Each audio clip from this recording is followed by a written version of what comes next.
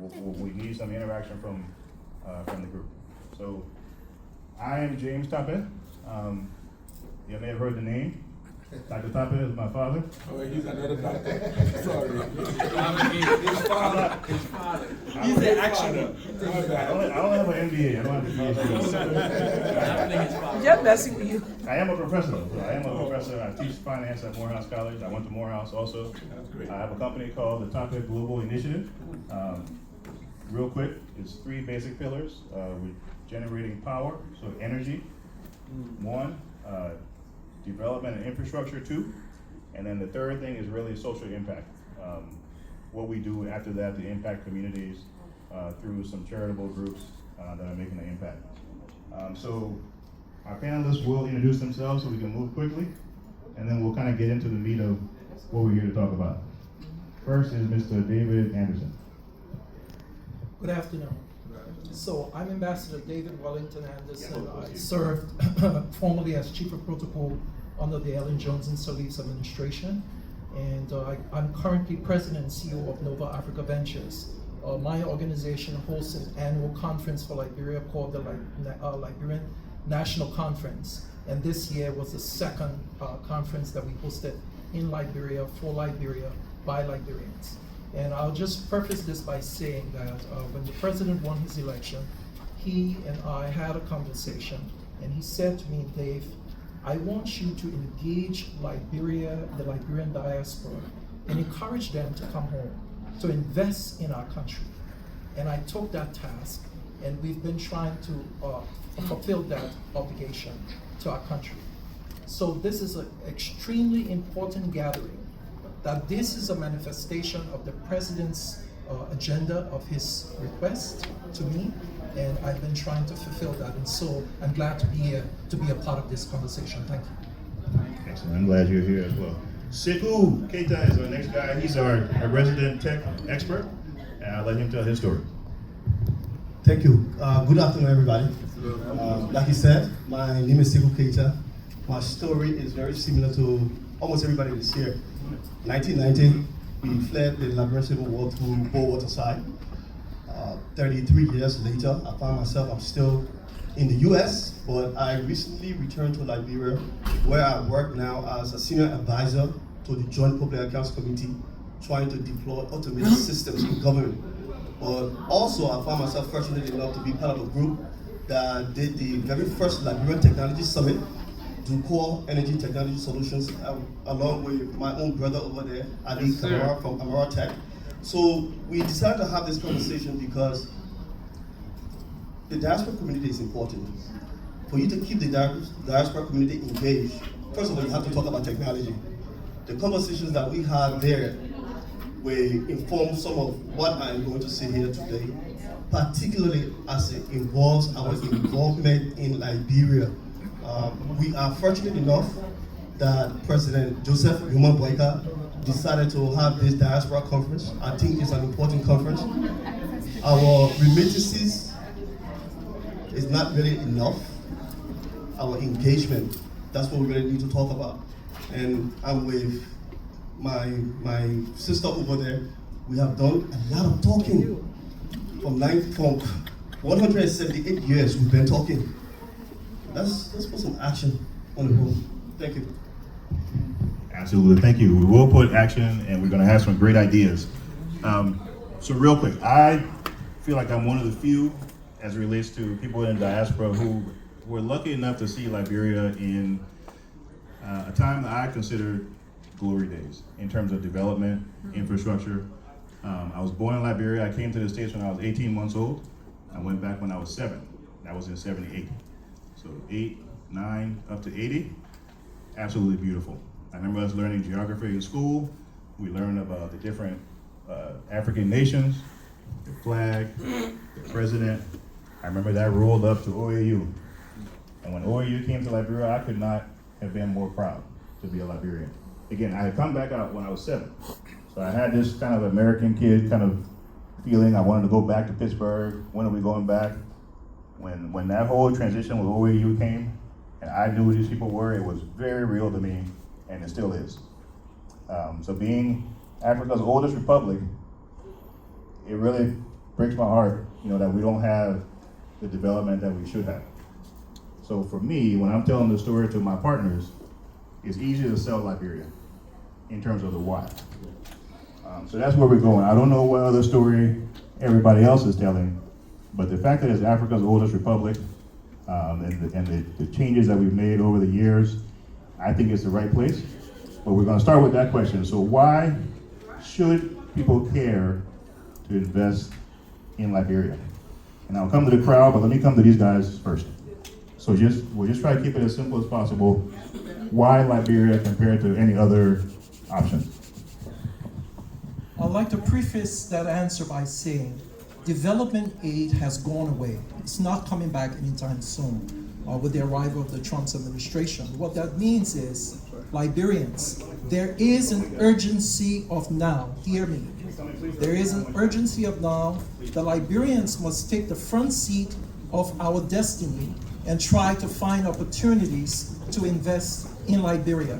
Whether we live in the country, or we live around the continent, or we live outside in the diaspora, we can make it happen for Liberia. And that's why we're here today. Thank you. Thank you, sir. All right, Sekou, so coming to you. Why don't you scoot up a little bit so this, so why should investors care to invest in Liberia, beyond the fact that we just love Liberia? Thank you. Great question. Liberia is a blank canvas. That's really how you have to look at Liberia. So many opportunities, and not only that, we are not many. There was a situation in Liberia that we call the war. So there's a brain drain. Our people are here. The resources are actually there. So the conversation, when you talk about Liberia, is you have to look at Liberia and say, you know what, Liberia is the first in many things that we actually did. So we actually set the examples for Liberia, for Africa. So when you go to Liberia, there's an opportunity there now where we have an administration. And this administration is looking for investment. And the best way to attract investment is to deploy transparency. So transparency in technology, where we automate all of our systems and we highlight everything for people to actually see, dissect, critique, so we can look at this roundtable and say, you know what, we made some mistakes here, but we can actually do better here. We did some good here, we can actually make it even better here. And the best way to actually do that is to continue to have these conversations, but they must come with actionable items. It's very important for us to talk, but we need the solutions. All Liberians here today, I would encourage us to make this conversation very short on the panel. Let it be interactive so we can have a collective approach when we go downstairs. Yes, sir. I just wanted to add two things. So we want to start by saying Liberia has a youthful population. We have the resources. That's specifically answering your question. We have the natural resources. We have the human capital potential. The only problem with us is our human capital potential is outside of the country. The last thing that we don't have is the actual capital. And that's where we need partners. Thus, public-private partnership. That's why we're having this discussion. Thanks. Excellent. If you don't mind, if you have a question, can you run up here, or unless you can yell? I mean, that way everybody can hear you. Thank you. Thank you. I'm S. Gervin, a professor at the University of Liberia. I want to provide some context. When we speak to a PPP arrangement, we are speaking to delivery mechanism when it comes to projects that we want to undertake. Like you said, Liberia is right, it has everything. Only the most difficult thing to monetize in Liberia are the roads. When it comes to energy, it comes to port and everything, you can do that. But the real question for us in Liberia is the how. Most time we talk the big talk, but the how to do it is the most difficult, especially when it comes to capital. In the past, we had reliance on multilateral financing. We have relied on unilateral financing from the US and other places. We have reliance on our domestic resources, which are our budget, but now that fiscal space is limited. What we have not done, articulate it has been private capital. So how do we then tap into a private capital? It's a delivery mechanism we're talking about, which should be more than just a PPP. It should be a hybrid PPP.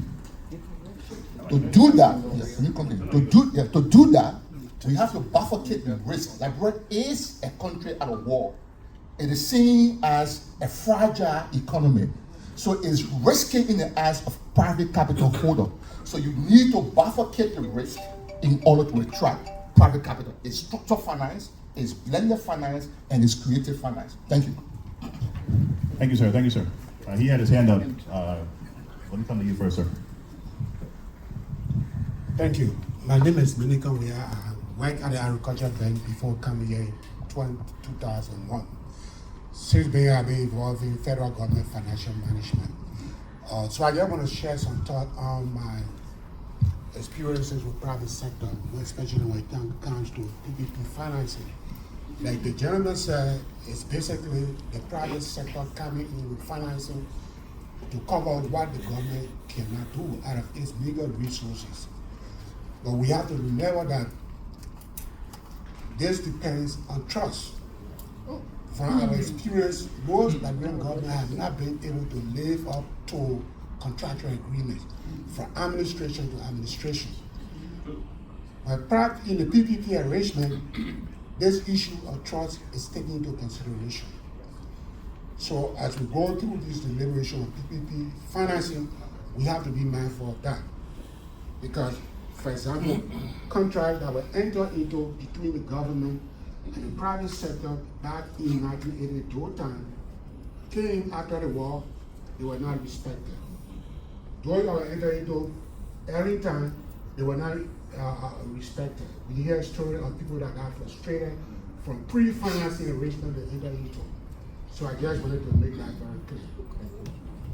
Thank you for that. Before I come to you, I want to see who has a point for your point. Yeah, Professor, point well taken. When something bad happens to you, don't think of it necessarily as a bad thing. One of the best things that have happened to Liberia over the last 178 years was the USAID withdrawal. It has started a conversation, how do we finance ourselves? The diaspora community has the resources. We have the education, we have access to credit. Going back home, since we are talking about reconciliation, I would encourage all of you, when you go back to Liberia, the conversation should be, I have education, I have experience, I have access to capital, I have network. What I'm trying to do is to tell you that I am not better than you, but I have things that are different that can complement what you have on the ground. So when we talk about PPP, forget about the financing side of it. Look at it as, how do we all sit at the table and respect each other as equals, not based on what your location is. Thank you. Fantastic point. This gentleman had his hand up in the back. If you can come to the front, and then I'll come to you. Yep. But she has to leave. You mind her making her point real quick? Okay, cool. Thank you all so much, you all. Listen, you guys, I have to leave. My ride is downstairs. My name is Queen Teresa King. I'm just a passionate humanitarian, but I'm extremely connected to world individuals all around the world. And I've already put together, okay, first this man just called. His name is Leslie Sneed, Dr. Sneed. He has manufacturing plants all over the country. He's only one, I think, Dr. Sneed, say hello to this crowd. I'm in the business, people, but I want to introduce you and let them know that you're here for them to build houses in Liberia. And we've already had a Liberian to come and look at this lady, I didn't even see you there. Dr. McLeod brought us to meet him. Okay, Dr. Sneed, I'm going to give this guy your information. I get his information. And also, I didn't see, she's the reason why I'm here. She's already looked at his houses. Okay, Dr. Sneed, I'm going to call you back. I'm hanging up on you. I love you very much. Okay, now listen, I also have a guy that he has a water machine that produces 3,000 to 5,000 gallons a day, turning air into water. And he's already on board to come. But I also have a lot of other connections. It's a lot going on, you guys. I gotta go. But if you could just, yeah, she got me. Okay. I love y'all. I gotta go. See you. Thank you. Yeah, she gotta go. Thank you for that. Wait, forget Mr. Tarpeh, forget about me. Thank you, everybody. Good afternoon. My name is Preston, and I have a military background, so I was studying that area because most of the topics we've seen, I've not heard anybody talk about security. And I think that's a vital part. As an economist, there's something called the atmosphere of investment. And it's that thing that gives investors the optimism or pessimism to either engage or disengage in the investment project. And national security, whether it's hard policy or soft power politicking, is very vital to any kind of major investment effort. And across all of the agendas we heard and seen about, I'm not seeing a national security posture in terms of how we're going to engage our national security apparatus. And that could dovetail into, for example, social interactions with the locals. Right now we know there's a drug crisis in our country. Right now we know in our region there's a Sahel region conflict going on, and that could dovetail into Liberia because of the region we sit in. There's geopolitical issues that we should be discussing. I think vital to some of the efforts we want to put into security efforts in our country. So as a region, starting with ECOWAS, starting with the Mano region, I think we should start looking at the discussion from a security standpoint. So if somebody's going to come to invest into Liberia, they have the equitable know-how of the region, and they can trust the environment. Our animal spirit is positive for investment in the country. The other thing I also think is very vital for us is start looking at investment in Liberia is going to be on the issue of land reforms. We've touched on it a little bit, but I think we have to consider it critically. And that will go also in the idea of immigration. If we study African politics, and especially, for example, Tanzania, we see, for example, how Tanzania was able to transition on a Julius Nyerere and his ability to also win a war against Uganda that was more powerful state. One of his agenda was the ability to create what he called the Mongambos. It was a special operation type of unit that was created with the help of the Chinese. But what it did was that it made everybody in Uganda, whether you were Lebanese or wherever you came from, if you're willing to work for Uganda, there was a pathway for citizenship. I think understanding investment in Liberia will be critical from a land reform standpoint because if we look at the economic development efforts, critically speaking, people don't want to invest in Liberia because somehow we say only people Negro descent can own land. If we're going to call foreigners, let's face it, we don't have a billionaire yet in Liberia. So if we want to call a billionaire to invest in our country, we want to have some lower equity. And I came from Liberia as a young man with nothing. Today, by the grace of God, we own a beautiful estate in the country, in America. America gave us a chance. If you can work hard, you can make a chance in America. I think let us start understanding our perspective of investment in Liberia and open our land reform policies that will invite major investors that are not just talking small money, like billionaires. People will come. If you go to the river says right now, we've got some of the funders landscape. For us to better kind of investment, we have access to some people want to talk to. But if you really start talking to them, the first fear is that I don't know what happened in Zimbabwe to also happened to me. Are you guys willing to accept me? You know? So somebody's effort, I know there's so much time, I don't have enough time to talk about this, but as we go into discussions, let us look at these efforts and put our eyes into the right direction.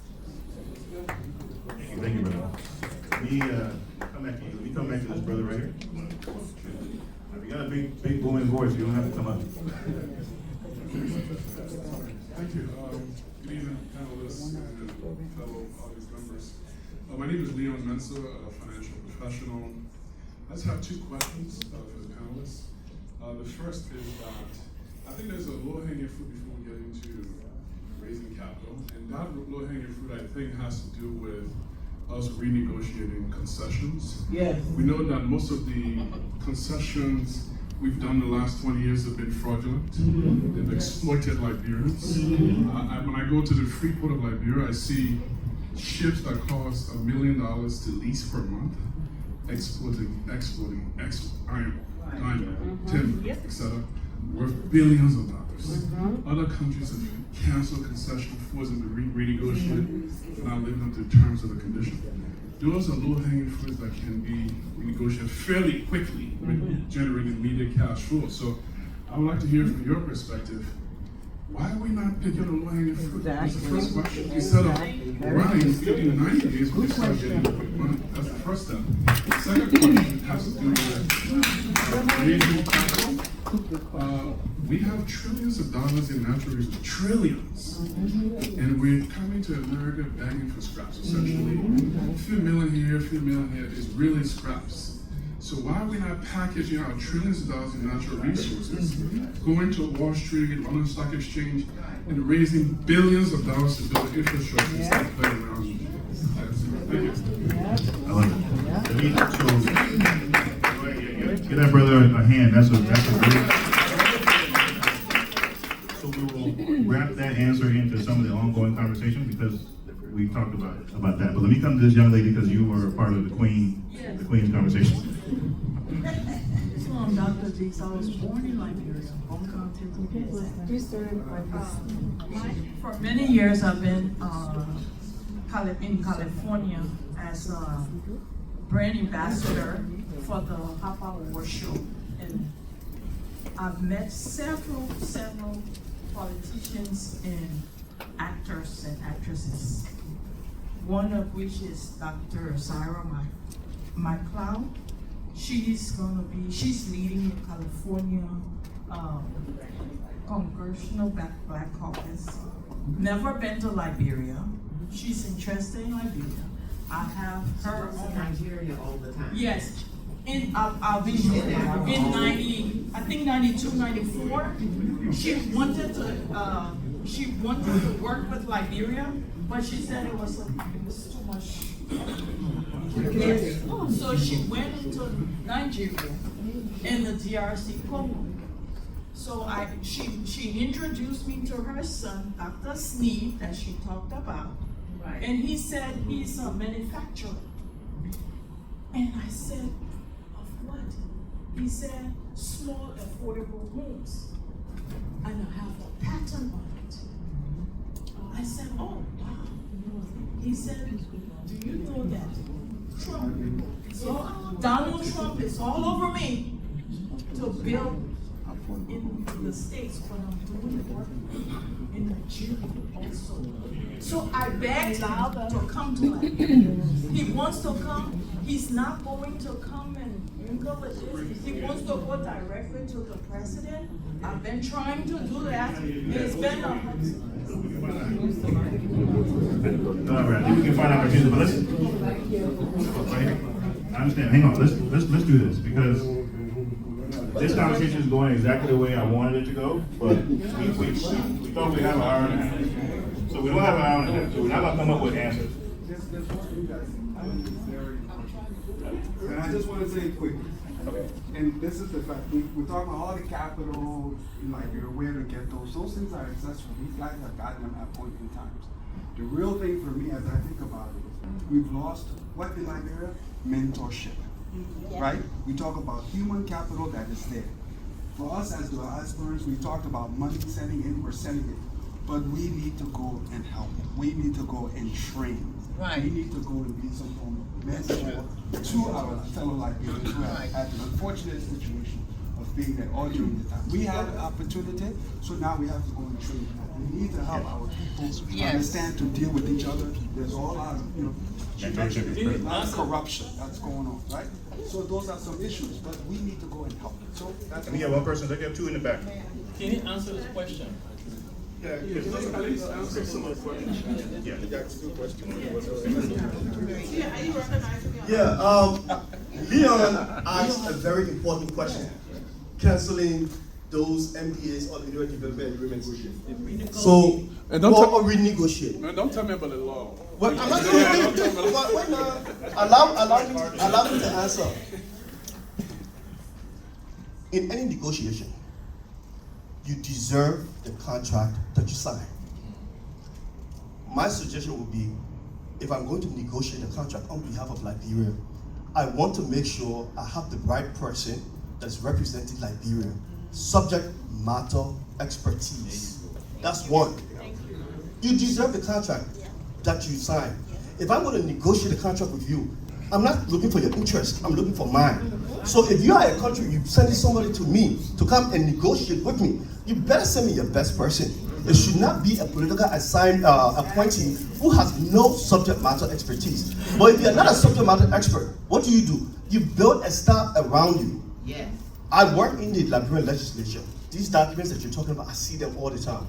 One of the things that we've just done recently was to look at the METEC agreement, the shipping. So what we provided to the president and plenary was please send this back to the Minister of Justice to see if this is a legal document, if it's a legal contract. That's the first thing that you do. You don't just cancel everything that is there. You cannot even try to renegotiate everything that is there unless you've gone through the MDAs, because there are clauses that are in there. If you cancel or if you try to start operations right away, you would pay penalties that are so significant. But there's so many things in the contract that have I understand it has to be one contract at a time. The fact that we are having this conversation, the fact that you're bringing this up, it's very, very important. These things must happen, but we have to do it in steps. It's been almost 2 years. So it took long. So what we're waiting for? Okay. Young lady in the yes. I see you, Maureen. I see you. But she has. Hang on, guys. Hang on. My question is regarding economic, environmental protection. A lot of times we get people who want to invest in the country, but there's people who are poisoning the water, right? So how do these investors that come, or people who want to receive investment for businesses, how does that protect the environment and the people that are there in these different sectors that we are inviting to prevent other health problems? And even as we, welcome investors, what about the social responsibility aspect? How is this being enforced? Because it's already there. How is it being enforced? Is there fines? Is there fees? Like all of these type of things. So those are my two questions: environmental protection and. That's a great point. I appreciate that. And so hang on for a second. So again, I don't know why our time was cut short, but it was. So we are where we are. So since we're here, let's kind of try to put a bow on this. We won't have all the answers. We don't have government officials here to say they can just cancel contracts. We can't solve that now. What I will say, I'll come to you. It's we and it's we. This whole diaspora in the ground, in the country, who's not there, we need to look at it as we and not us and them. That's the first thing, to get diaspora Liberians to invest and other people to invest. I had a conversation Friday with the Development Finance Corporation on my project. We're building a $500 million power plant in Liberia. We'll hear about it at some point. But I appreciate it. Daniel is my country director. You'll see him there. But one of the questions they asked me is, what are we doing about accountability and transparency in Liberia? Yes. Yes. So I thought I overcame all the hurdles. I had to get the right U.S. partner to come and build the plant. I had to build my team. We had to get funding. We had to get all these things in place, and it came down to Liberia's credit. Just like you hear about credit in the black community here in the States. So that's a real thing. So the question I have for the group, we'll shift a little bit. Again, we all got things that we're concerned about, but what does that look like? What does transparency and accountability actually mean? Because the investor in any investment has to have some belief that there's some level of predictability in the investment. It can't be a crapshoot, otherwise you would just go to Las Vegas and play and just gamble. So there has to be some element of a return and what that might look like, what the reporting will look like. Sekou talks about tech and bringing our systems online to where our records are digitized, to where our systems are automated. Those are all ways that we can get to transparency and accountability. So let's come to the group for a comment in that space. How can we convince these groups that we're going to move in the right direction toward transparency and accountability? I'll come to you. I got a question. Yeah, question? No, that's a point to put in there. Look, if you having a program and it's all free, people will register but they will never show up. But if you charge them even $1, they will show up for the dollar. What is Liberia going to put in there so we can guarantee that they have something to lose also? You can't take 500 million and put it in Liberia and the Liberian government put zero in there. They have to put something in there because they have to be accountable.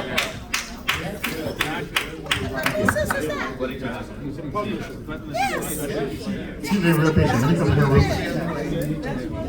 Okay, I just want to say very quickly. I'm here to. I just want to say very, very quickly. I'm the actually California Congressional Black Caucus delegation. We are coming to help from California with our governors and all of our legislators and educators and what have you. And the reason why we're here today, as you say, we have contract this business, and we're ready to go back and help you, the rest of you, build.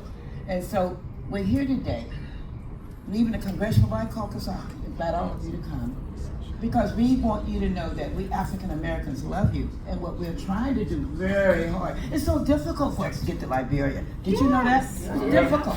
You guys are impossible. I'm sick and tired of being sick and tired of Liberia being like that. We've been working with you at the Congressional Black Caucus since 1994. And you are dragging your feet. Nigeria is here, the king, they're taking over.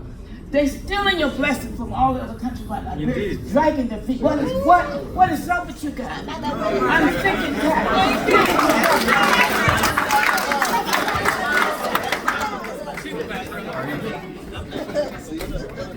All right, guys, we're gonna wrap up with one last point. Hang on 1 second, please. We'll get you guys out of here real quick. So I'm so glad that we've had this thought-provoking conversation. There's something critical here that when we started, I told you. The president charged me with a task, and we've created something called the National Investment Conference for Liberia in Liberia annually. You are Liberia's brain trust. You are the stakeholders of Liberia. You have critical questions. We have to start going home and holding our government accountable. Yes. The president has charged me, and I'm going to continue to deliver. I'm saying to all of you that is listening to me today, come home to Liberia annually. We have trade investments that go into Liberia all the time. If you need to come in, you call us, we can assist you with that. But annually, we have an annual conference, which is the National Investment Conference, where these questions must be answered, because we bring in all of government to sit with us to answer the critical questions that we have so that we can build a wholesome society. We cannot build Liberia sitting on the sideline criticizing. We must be involved. We must come together. And that is all I have to say to you. If we can do that now, if we can start working together, if Liberians can come home, now we can start holding our government accountable. Because we won't, if we sit on the sideline, we can talk all we want. Those questions won't be answered. I'm glad for these critical questions, but I'm saying to you, the framework has been created. Utilize it. Liberians, utilize it. Come home. And let's start having these meetings with government and asking these questions. All of the Minister of Finance, Minister of Commerce, Minister of Agriculture, take them to the task. What we need in Liberia are bankable projects from government. We need for government to create the framework. What is that? Policy framework. They have to put those things in place for the country to move forward. We can't do that by sitting on the sidelines and the government is messing up. So we have to come in and help the government. We need subject matter experts, like we've mentioned here, that will come in and assist our government. We are the brain trust of our nation. Come home, let's work together. That is it. Thank you. I love it. I love it. Maureen, one more. If you have to leave, you can leave, but please give us 1 more minute. 1 more minute. No one's down there right now. Just sit up for 1 minute. Who do we reach out to? Yeah. Mr. Anderson. Hang on. Let's hear her point, but she has a point about the youth also. Hello. My name is Maureen Sia, and I'm an advocate for a lot of Liberian businesses in Liberia. So I work with a lot of Liberian businesses. I know their challenges and their experiences. For those of you who are interested in investing in Liberia, the one thing I want you to look at is there is a law where there are 30 businesses that are earmarked for only Liberians. But foreigners have been encroaching on that law with no accountability by the government. Ice cream is one of them, okay? Ice, water, those are some of the things. And foreigners are just, like with the ice cream, when Yvonne Bright, who produces ice cream, when she was fighting the Lebanese on the ice cream thing, everybody was like, shut up. Now when they started going after them, other things, then they said, oh, we see what you were talking about.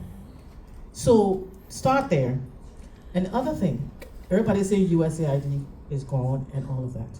But you have to realize that Liberia is taking out loans from World Bank, African Development Bank, and all of these places outside. But there is no accountability. Right. Say what you want to say about USAID. I know we had to prove to USAID that our interventions were working.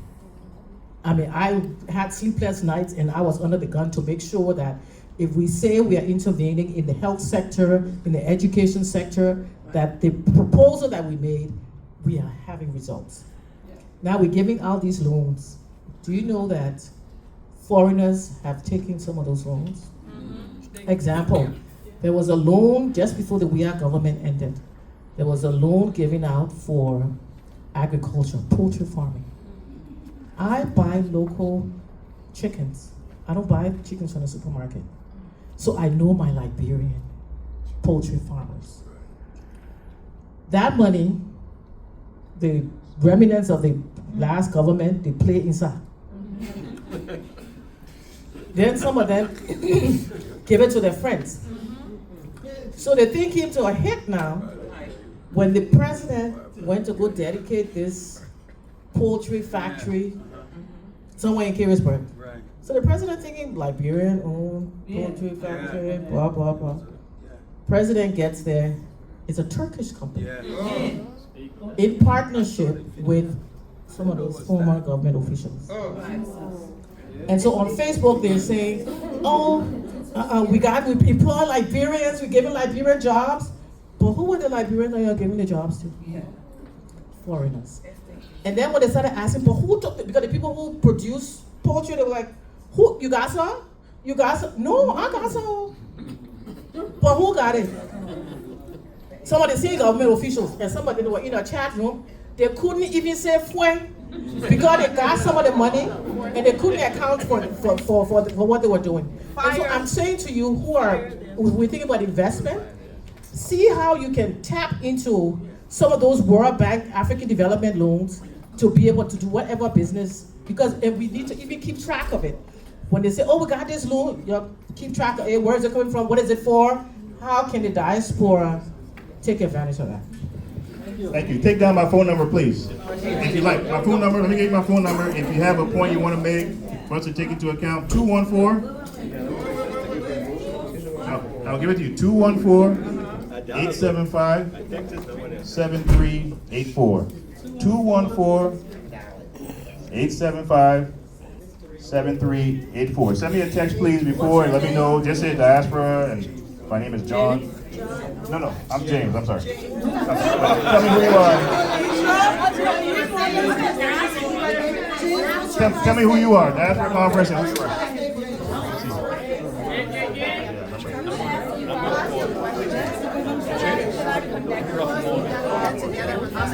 They need the last four of your phone number. So 214-875-7384. James Tarpeh, Tarpeh.